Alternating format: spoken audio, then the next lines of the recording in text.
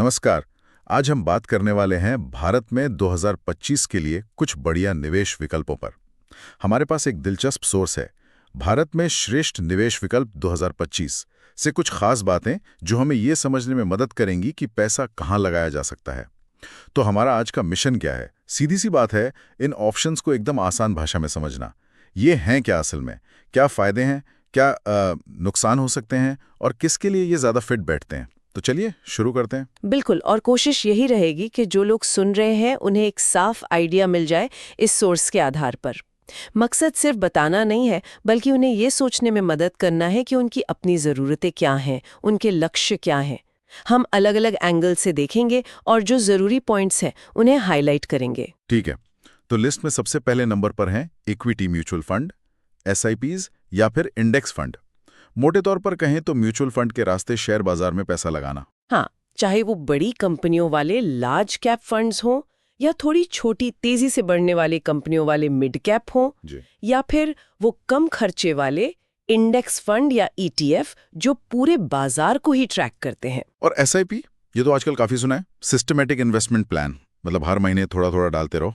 बिल्कुल, नियमित निवेश। इसमें जो एक मजे की बात मुझे लगी वो है लंबे समय में तगड़े रिटर्न की संभावना। सोर्स कह रहा है 10-15% सालाना या शायद ज्यादा भी।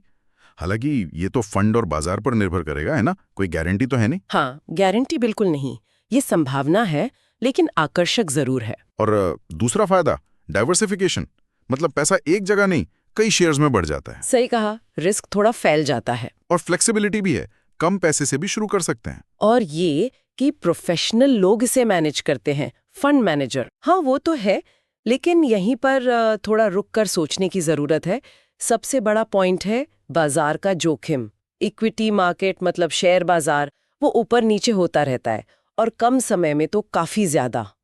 तो जैसे आपने कहा, रिटर्न की कोई पक्की गारंटी नहीं है। दूसरी बात, फंड के अपने खर्चे होते हैं। अच्छा, जैसे एक्सपेंस रेशियो, मतलब फंड को चलाने का सालाना खर्चा, ये आपके रिटर्न को कम करता है। और भी फीस हो सकती है। और हाँ, फंड मैनेजर कैसा है, कितना काबिल है, ये भी बहुत मायने रखता है। सही बात है। और एक और चीज, जब आप अपना निवेश बेचते हैं और मुनाफा होता है तो उस पर टैक्स भी लगता है, कैपिटल गेन टैक्स। हाँ, कैपिटल गेन टैक्स और वो एक्सपेंस रेशियो, ये दोनों रिटर्न को कम कर सकते हैं। अच्छा, सोर्स में ये बताया गया है कि इंडेक्स फंड जो बस मार्केट को कॉपी करते हैं और एक्टिव फंड जहां मैनेजर खुद शेयर चुनता है, इनमें रिस्क और रिटर्न का कितना फर्क होता है? सोर्सेस तुलना में बहुत गहराई तक तो नहीं गया है, लेकिन इशारा यही है कि इंडेक्स फंड या ETF का खर्चा मतलब एक्सपेंस रेशियो अक्सर एक्टिव फंड से कम होता है। तो लंबे समय में ये एक प्लस पॉइंट हो सकता है रिटर्न के लिए। ठीक है, लेकिन एक्टिव फंड में ये संभावना होती है कि मैनेजर अपनी समझदारी से बाजार से ज्यादा रिटर्न कमा कर दे दे, पर इसमें मैनेजर के गलत होने का रिस्क भी है। Double edged sword. हाँ, इंडेक्स फंड आपको मार्केट जैसा रिटर्न देगा खर्चे काटकर। एक्टिव फंड का लक्ष्य मार्केट को हराना है, जो हो भी सकता है और नहीं भी। तो ये निवेशक की अपनी चॉइस है। तो कुल मिलाकर इक्विटी फंड शायद उनके लिए ज्यादा ठीक है, जो थोड़ा रिस्क ले सकते हैं, मतलब मीडियम से हाई। और लंबे समय के लिए सोच रहे हूँ। बिल्कुल, कम से कम 5-10 साल या उससे भी ज्यादा, और जिनका मेन फोकस पैसे को बढ़ाने पर हो, सुरक्षित रखने से ज्यादा, ग्रोथ ओरिएंटेड। समझ गया। चलो अब अगले ऑप्शन पर चलते हैं, रियल एस्टेट। इसमें दो रास्ते दिख रहे हैं। एक तो सीधा प्रॉपर्टी खरीद लो, फ्लैट, दुकान, जमीन, कुछ भी। हाँ, वो ट्रेडिशनल तरीका। और दूसरा है रीट्स या इन्वेट्स के जरिए निवेश। ये क्या चीजें हैं, रीट्स और इन्वेट्स? हाँ, ये थोड़े नए हैं लेकिन दिलचस्प हैं। देखिए, रीट्स का मतलब है रियल एस्टेट इन्वेस्टमेंट ट्रस्ट। हाँ, ये आपको मौका देते हैं कि आप बिना पूरी प्रॉपर्टी खरीदे बड़े कमर्शियल प्रोजेक्ट्स जैसे ऑफिस बिल्डिंग्स, मॉल, गोदाम, इनमें हिस्सेदार बन जाएं। अच्छा, मतलब मैं किसी बड़े मल्क का छोटा सा मालिक बन सकता हूँ? हाँ, एक तरह से ये रीट्स इन प्रॉपर्टी से जो किराया कमाते हैं वो यूनिट होल्डर्स में बांट देते हैं डिविडेंड की तरह। और इन्वेट्स? वो है इंफ्रास्ट्रक्चर इन्वेस्टमेंट ट्रस्ट्स। ये highway, power line, renewable energy जैसे बड़े इंफ्रा प्रोजेक्ट्स में निवेश करते हैं और उनसे जो कमाई होती है उसका हिस्सा आपको मिलता है। तो इनमें सबसे बड़ा अट्रैक्शन है रेगुलर इनकम का, किराया या डिविडेंड। Passive income. हाँ, और क्योंकि ये स्टॉक एक्सचेंज पर लिस्टेड होते हैं तो आप इन्हें आसानी से खरीद बेच सकते हैं। मतलब लिक्विडिटी ज्यादा है फिजिकल प्रॉपर्टी के मुकाबले। बिल्कुल, और कम पैसे से शुरुआत कर सकते हैं, मैनेजमेंट प्रोफेशनल होता है। सोर्स ये भी कह रहा है कि भारत में REITs का प्रदर्शन अच्छा रहा है। अच्छा, क्या आंकड़े हैं कुछ? हाँ, बता रहे हैं कि निवेशकों को जो पैसा बांटा जा रहा है, डिस्ट्रीब्यूशन, वो बढ़ रहा है। मार्केट कैप करीब 1.5 लाख करोड़ रुपए के पार चला गया है। 1.5 लाख करोड़, ये तो काफी बड़ा है। और उनका AUM यानी एसेट अंडर मैनेजमेंट, वो पैसा जो वो मैनेज कर रहे हैं, वो भी बढ़ रहा है। ये दिखाता है कि निवेशकों का भरोसा बढ़ रहा है शायद। ये AUM और मार्केट कैप के आंकड़े तो सुनने में अच्छे लगते हैं, लेकिन फिजिकल प्रॉपर्टी की दिक्कतें तो पता है, पैसा फंस जाता है, बेचना मुश्किल, शुरुआत में मोटी रकम चाहिए। REITs और इन्विक्स के साथ क्या खास जोखिम है? सोर्स कुछ बताता है? बिल्कुल, फिजिकल प्रॉपर्टी की ये दिक्कतें रीट्स, इन्विट्स कुछ कम करते हैं, पर इनके अपने रिस्क हैं। पहला, ये भारत में अभी भी कह सकते हैं थोड़े नए हैं, तो रेगुलेशन में कोई बदलाव आ जाए उसका रिस्क रहता है। मतलब नियम बदल सकते हैं। हाँ, दूसरा ब्याज दरें। अगर इंटरेस्ट रेट बढ़ते हैं तो बॉन्ड ज्यादा आकर्षक लगने लगते हैं और इनकी डिमांड कम हो सकती है। अच्छा। तीसरा, इनका डिविडेंड या डिस्ट्रीब्यूशन इस बात पर निर्भर करता है कि इनकी प्रॉपर्टीज में किराएदार है या नहीं, किराया आ रहा है या नहीं, मतलब ऑक्यूपेंसी रेट पर। बिल्कुल। और ये सब जुड़ा है देश की इकोनॉमी से। अगर इकोनॉमी स्लो होती है तो ऑफिस स्पेस या इंफ्रा प्रोजेक्ट्स पर असर पड़ सकता है, आपकी कमाई कम हो सकती है।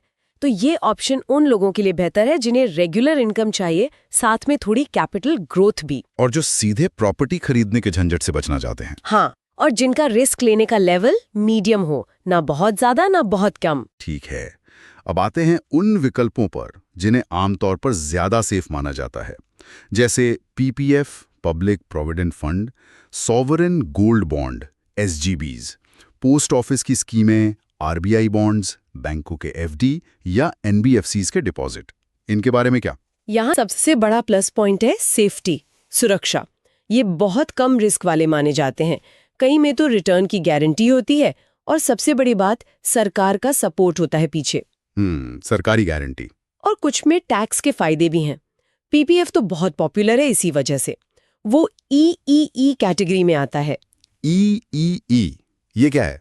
एग्जेम्प्ट, एग्जेम्प्ट, एग्जेम्प्ट मतलब जो पैसा आप डालते हैं उस पर टैक्स छूट, जो ब्याज कमाते हैं उस पर भी टैक्स नहीं, और जब मैच्योरिटी पर पैसा मिलता है वो भी टैक्स फ्री। अरे वाह, ये तो कमाल है। हाँ, इसीलिए ये पूंजी बचाने, एक फिक्स्ड इनकम पाने और कह सकते हैं चैन की नींद सोने के लिए अच्छा है। आंकड़े क्या कहते हैं इनके रिटर्न के बारे में? सोर्स के हिसाब से PPF पर अभी करीब 7.1% सालाना रिटर्न है, और बैंकों की FD दरें वो बैंक और कितने समय के लिए कर रहे हैं उस पर निर्भर करता है, पर करीब 6 से 8% सालाना के बीच है। सुरक्षा और टैक्स लाभ, खासकर PPF का EEE स्टेटस, ये तो बहुत आकर्षक लगता है। लेकिन कहते हैं ना, हर चीज की कीमत होती है। अगर सेफ्टी ज्यादा है तो कहीं तो कुछ कमी होगी। क्या ये सेफ्टी महंगाई को हरा पाती है लंबे समय में? बिल्कुल सही पॉइंट उठाया आपने। यही इनका कह सकते हैं माइनस पॉइंट है। इन सेफ ऑप्शंस का रिटर्न अक्सर काफी कम होता है, और कई बार खासकर जब आप टैक्स का हिसाब लगाएं, PPF को छोड़कर बाकियों में ब्याज पर टैक्स लगता है, तो असल रिटर्न महंगाई दर से भी कम रह जाता है। मतलब पैसा बढ़ तो रहा है, पर उसकी खरीदने की ताकत कम हो रही है। बिल्कुल, समय के साथ आपका पैसा वैल्यू खो सकता है। दूसरी कमी है लॉक इन पीरियड।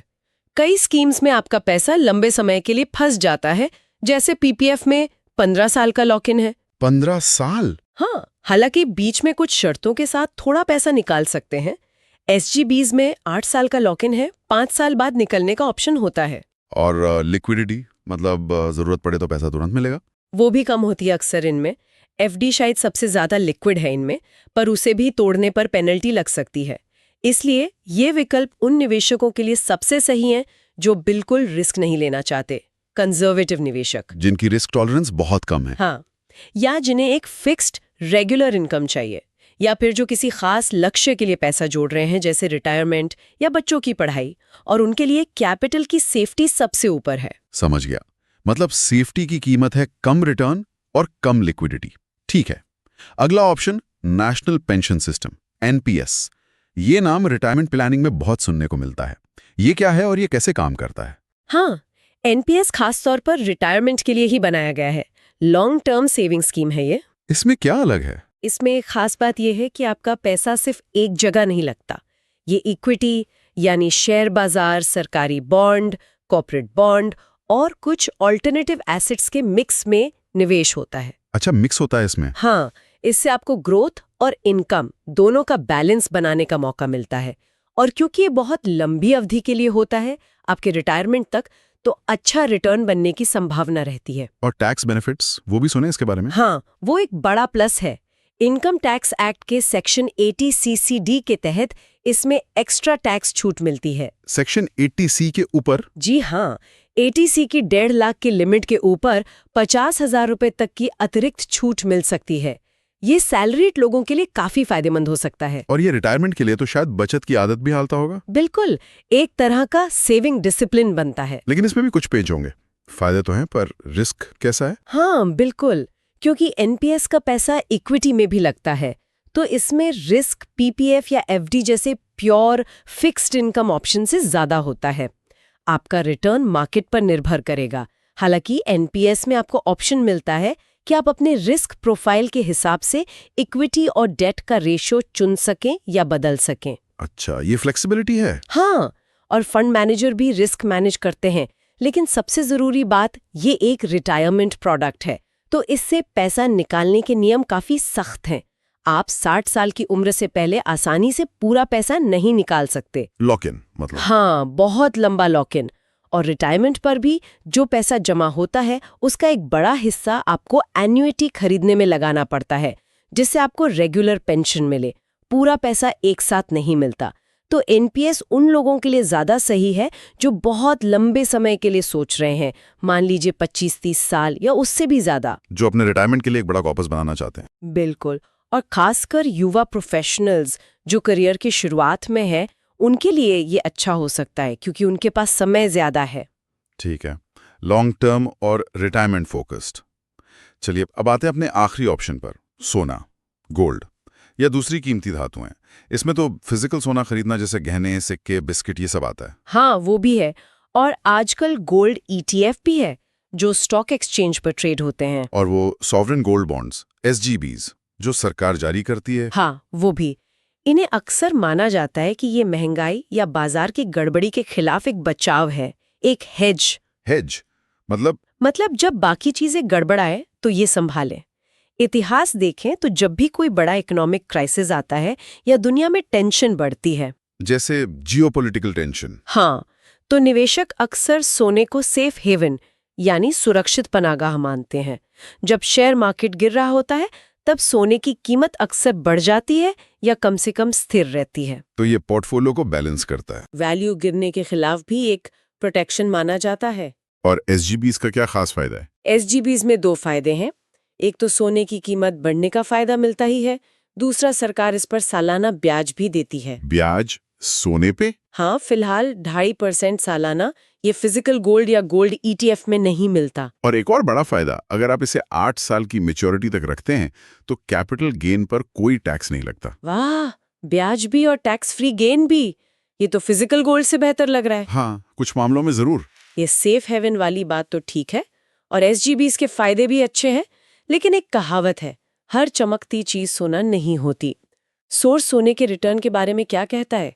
क्या ये हमेशा अच्छा परफॉर्म करता है, खासकर तब जब बाकी मार्केट जैसे इक्विटी तेजी में हो? ये बिल्कुल सही सवाल है। सोने का रिटर्न कंसिस्टेंट नहीं होता। ऐसे लंबे लंबे दौर भी रहे जब सोने ने बहुत कम या नेगेटिव रिटर्न दिया है। अच्छा, कब?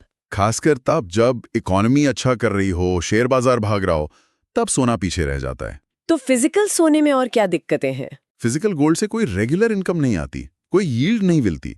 उल्टा उसे संभाल कर रखने का खर्चा, सेफ्टी की चिंता, हाँ, लॉकर का खर्चा वगैरह, और खरीदते बेचते समय प्योरिटी की चिंता, मेकिंग चार्जेस, ये सब भी है। और सोने की अपनी कीमत में भी काफी उतार चढ़ाव हो सकता है। ये भी वॉलेटाइल है। और वो अवसर लागत, अपॉर्चुनिटी कॉस्ट। हाँ, वो बहुत जरूरी पॉइंट है। अगर आपने पैसा सोने में लगाया तो हो सकता है आप उस ज्यादा रिटर्न से चूक जाएं जो आपको उसी टाइम में इक्विटी या किसी और एसेट से मिल सकता था। इसीलिए सोने को आमतौर पर अकेले मेन इन्वेस्टमेंट की तरह नहीं देखा जाता। तो फिर इसका रोल क्या है पोर्टफोलियो में? इसका मेन रोल है डाइवर्सिफिकेशन, मतलब सारे अंडे एक टोकरी में ना रखना और ओवरऑल रिस्क को थोड़ा कम करना। ये उन निवेशकों के लिए खास हो सकता है जो इकोनॉमिक स्लोडाउन या अनिश्चितता के टाइम में अपने इन्वेस्टमेंट के लिए एक सेफ्टी नेट चाहते हैं। मतलब पोर्टफोलियो का एक छोटा हिस्सा इसमें रख सकते हैं। हाँ, शायद 5 से 10%। एक तरह से इंश्योरेंस जैसा। ओके, तो हमने 5 मेन कैटेगरीज देख ली: equity funds, real estate REITs, safe सरकारी स्कीम्स, एनपीएस और सोना। हाँ, सबके अपने फायदे अपने नुकसान। अब इतने सारे ऑप्शंस हैं, तो कोई कैसे तय करे कि भाई मेरे लिए सबसे अच्छा क्या है? ये तो कंफ्यूजिंग हो सकता है। हाँ, ये सवाल तो आता ही है मन में, और इसका जवाब जैसा हमने पहले भी कहा सीधा नहीं है, क्योंकि ये पूरी तरह हर व्यक्ति की अपनी सिचुएशन पर डिपेंड करता है। कोई एक बेस्ट इन्वेस्टमेंट नहीं है जो सबके लिए फिट हो। तो सोर्स क्या कहता है इस बारे में? कैसे चुने? सोर्स भी यही कहता है कि सही चॉइस के लिए कुछ मेन फैक्टर्स पर सोचना बहुत जरूरी है। क्या है वो फैक्टर्स? पहला है रिस्क टॉलरेंस।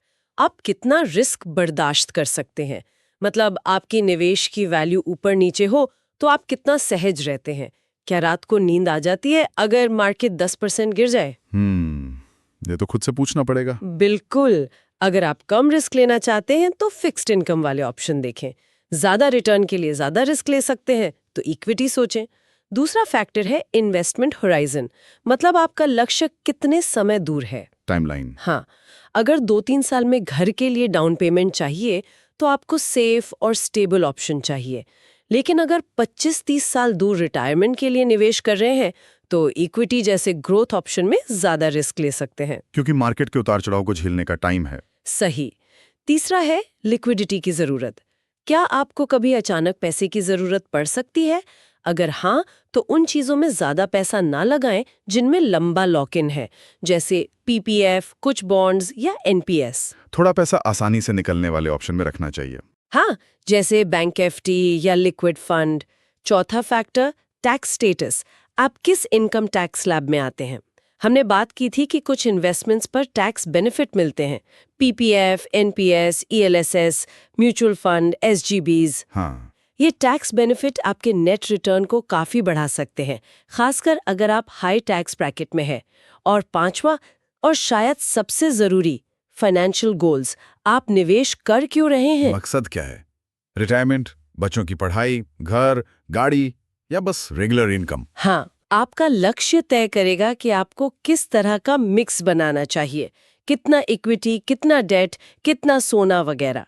हर गोल का टाइम फ्रेम और जरूरत अलग होती है। तो मतलब निचोड़ ये निकला कि सबसे अच्छा निवेश वो नहीं है जो सबसे ज्यादा रिटर्न दे रहा हो टीवी पर, बल्कि वो है जो आपकी अपनी जरूरतों, आपके लक्ष्यों, आपकी रिस्क लेने की क्षमता और आपकी टाइमलाइन से मैच करे। बिल्कुल सही। कोई रेडीमेड फॉर्मूला नहीं है, खुद को जानना ज्यादा जरूरी है। तो ये थी हमारी आज की गहरी बातचीत भारत में 2025 के लिए कुछ मुख्य निवेश विकल्पों पर। इक्विटी फंड्स की ऊंची उड़ान से लेकर रियल एस्टेट की जमीनी हकीकत, सरकारी योजनाओं की सुरक्षा, एनपीएस से रिटायरमेंट की प्लानिंग और सोने की चमक तक, हमने सोर्स के आधार पर उनके फायदे, जोखिम और वो किसके लिए फिट हो सकते हैं, इस पर बात की। हाँ, और इन सारे ऑप्शंस और चुनने के फैक्टर्स को समझने के बाद एक सवाल जो दिमाग में आता है और शायद जिस पे आगे सोचना चाहिए, वो ये है कि किसी के पोर्टफोलियो में इन अलग-अलग categories, equity, debt, real estate, सोना का सही मिक्स, वो सही एसेट एलोकेशन क्या होना चाहिए। ये $1 मिलियन क्वेश्चन है। और शायद उससे भी बड़ा सवाल ये है कि जब माहौल बदलता है, मान लीजिए इंटरेस्ट रेट ऊपर नीचे होते हैं, महंगाई बढ़ जाती है या आपकी अपनी पर्सनल सिचुएशन बदलती है, तो इस मिक्स को, इस बैलेंस को कैसे मेंटेन करें? क्या इसे बार बार बदलते रहें या टिके रहें? ये बैलेंस बनाना और उसे समय के साथ एडजस्ट करना, ये शायद इन्वेस्टमेंट की दुनिया की सबसे बड़ी पहेलियों में से एक है। इस पर सोचते रहना जरूरी है।